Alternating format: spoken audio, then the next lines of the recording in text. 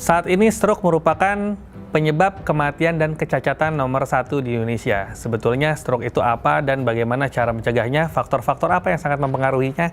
Kita lihat.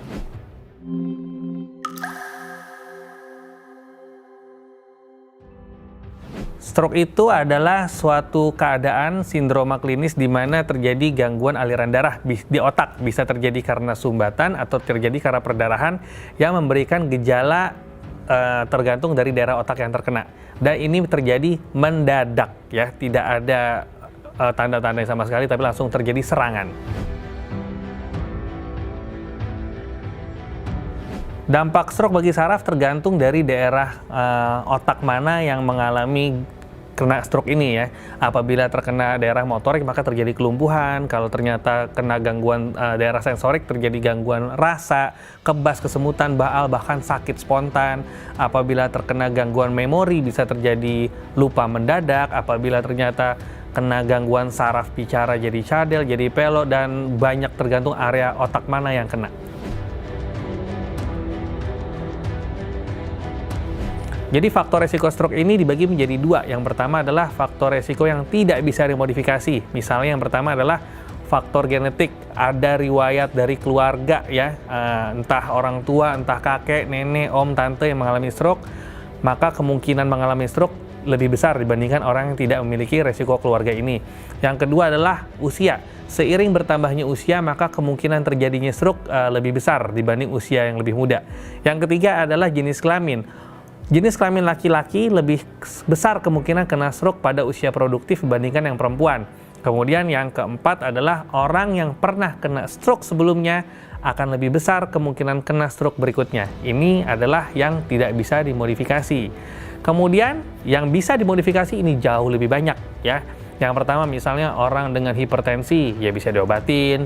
Orang dengan diabetes mellitus bisa dikontrol. Orang dengan kolesterol tinggi ya bisa dicegah. Orang dengan merokok, minum minuman alkohol, kemudian kekentalan darah, banyak sekali dari gaya hidup yang bisa dicegah untuk menghindari terjadinya stroke sebetulnya.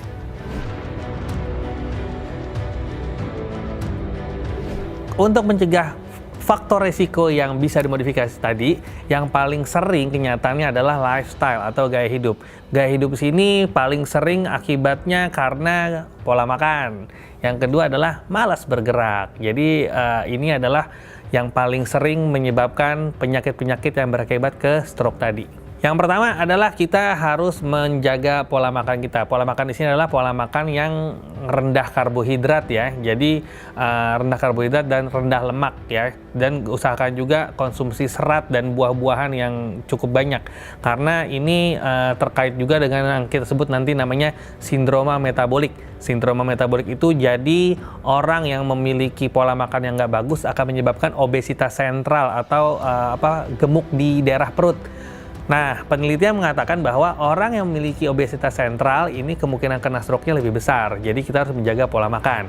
Kemudian, apabila makanan sudah dikonsumsi, maka makanan itu benar-benar memang harus digunakan dan kalori yang berlebih harus dibakar. Jadi, jangan sampai terjadi penumpukan kalori. Caranya dengan olahraga, gerak, ya. Jadi, jangan kita nggak mau gerak atau nggak mau olahraga. Jangan beralasan kita nggak mau olahraga karena nggak sempat gitu, ya. Tapi sempatkanlah memang untuk berolahraga.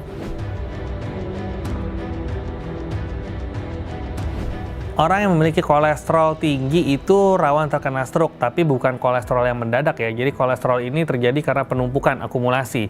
Jadi kalau kolesterolnya ini tinggi dalam jangka waktu lama akan menyebabkan penumpukan lemak pada dinding pembuluh darah, terutama pembuluh darah yang rusak. Nah ini, jadi apabila pembuluh darah rusak ini terjadi penumpukan, lama-lama menutup aliran darah, disinilah terjadinya stroke. Makanan yang harus dihindari untuk mencegah resiko stroke yang pertama adalah makanan yang mengandung kadar garam tinggi, ya. Karena kadar garam yang tinggi ini akan menyebabkan peningkatan dari tekanan darah, ya.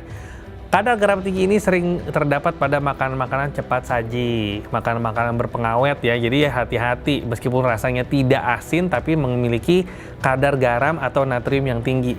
Kemudian yang kedua adalah makanan-makanan yang tinggi lemak.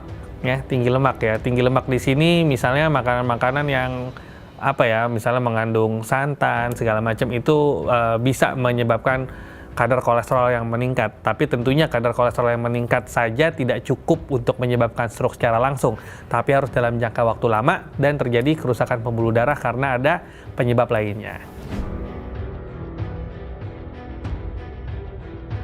Apabila seorang mengalami serangan stroke, maka ada beberapa tanda yang dirasakannya. Ya.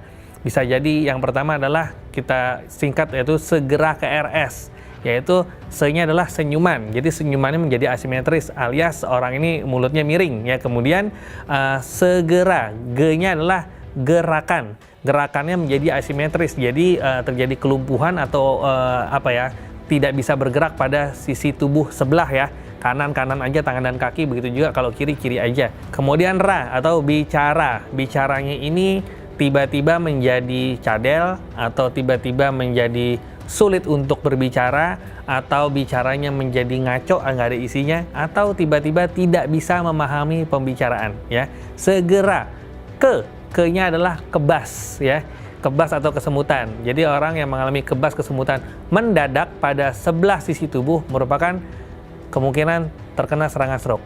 Segera ke RS, R-nya adalah rabun pada sisi mata yang muncul mendadak, dan S-nya adalah sakit kepala hebat yang muncul mendadak. Nah, ini adalah tanda dari serangan stroke, dan apabila terjadi ini jangan diapa-apain, langsung bawa ke rumah sakit karena tidak ada yang bisa dilakukan di rumah. Karena serangan stroke ini tidak ada yang bisa dilakukan di rumah, maka harus dibawa ke rumah sakit itu ya.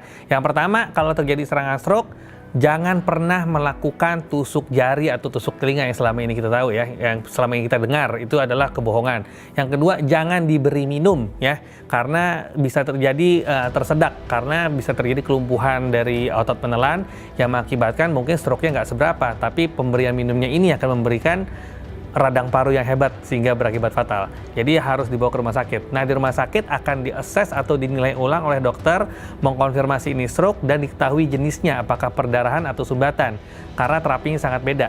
Dan apabila dilakukan dengan cepat, kurang dari 4,5 jam dari sejak kejadian sampai masuk rumah sakit, maka kemungkinan sembuh sempurnanya jauh lebih besar dan angka kecacatannya akan menjadi jauh lebih kecil. Sekian pembahasan mengenai kebiasaan yang memicu stroke. Saya Dr. Zeki Omana, spesialis saraf. Sampai jumpa di konten selanjutnya.